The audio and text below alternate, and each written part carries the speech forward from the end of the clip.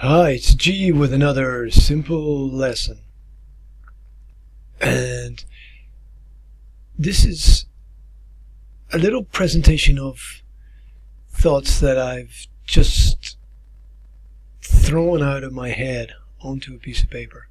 And I'm not sure if this is going to make much sense to the teachers and students out there, but I'm going to give it a try. I'm going to try and untangle the twists and turns in the threads of thoughts that have been drifting in and out of each other in my mind recently. And this is about getting what you want. So,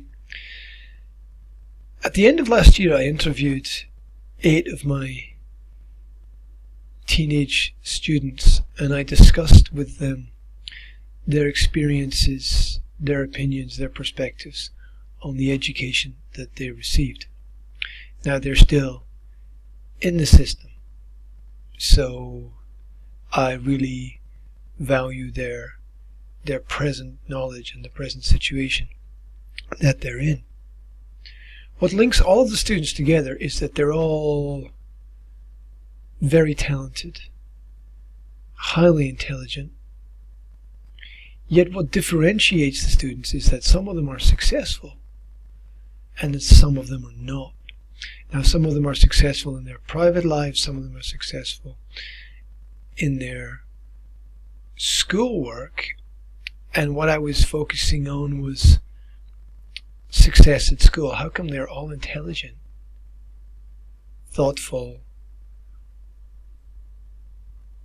caring people, and yet some have great success, some are straight A students, and some are on the edge of being thrown out of school? What makes the difference?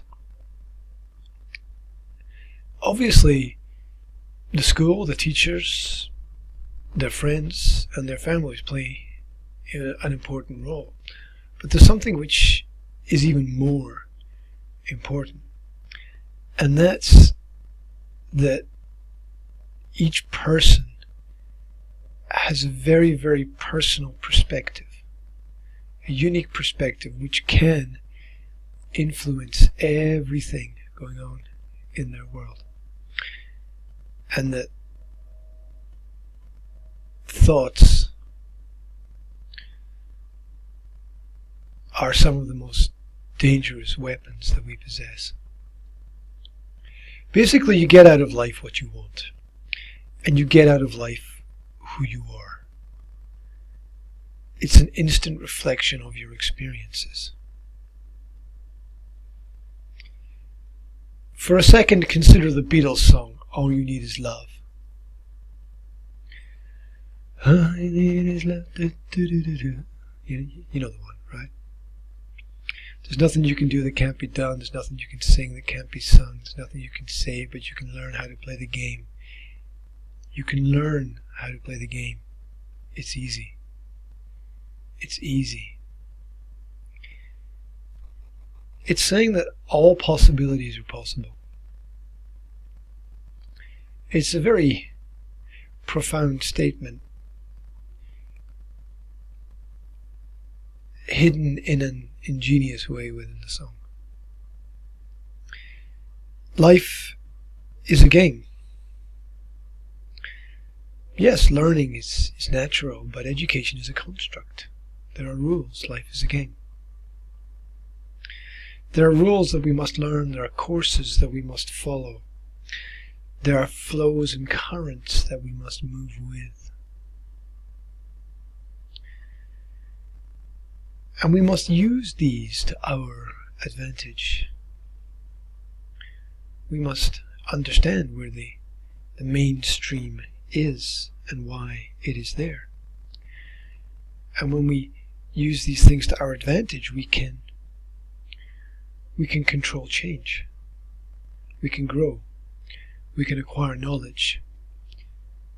And this is powerful because information changes situations.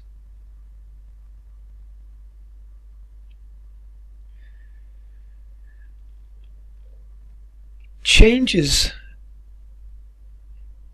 often come as a result of negative experiences. Very often we experience these things as problems.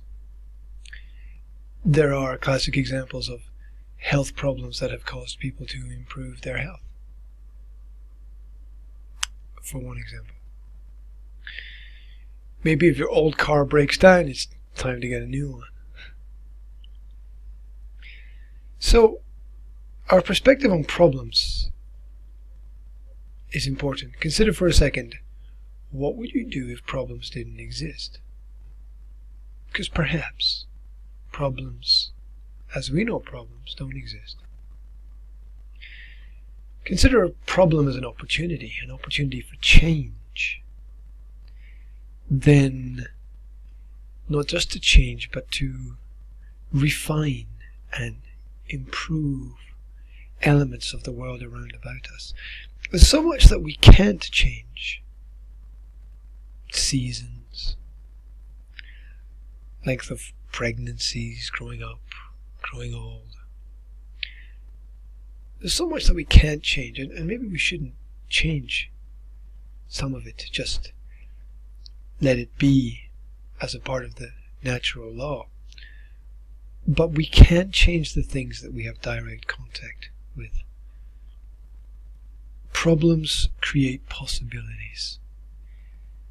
It's about perspectives on the world, how your vision creates your world. Your inner view creates your outer view. Your personal view creates your world view. And you, therefore, shape the world, create the world, and mold the world in the vision that you have for the world.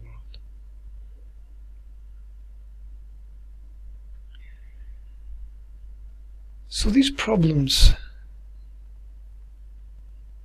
are tests, and these thoughts are part of the test. Of course, we think of tests and exams as things we relate to schools, but you know the greatest tests are not in schools. And it's only when we understand that life itself is the great test that our perspective on problems can shift. The paradigm can shift so that the problem becomes an opportunity, the experience becomes growth, and the time as an obstacle disappears.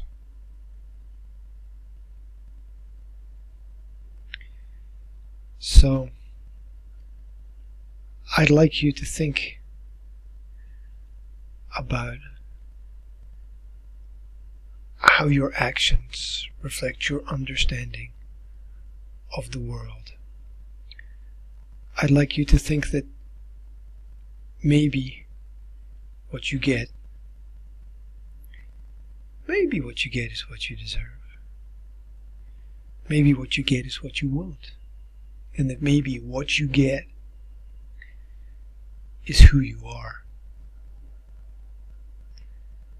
And that is the untanglement, if that's a word, of my thoughts on this topic. Let me know what you think. Hopefully simple lessons. Stay simple.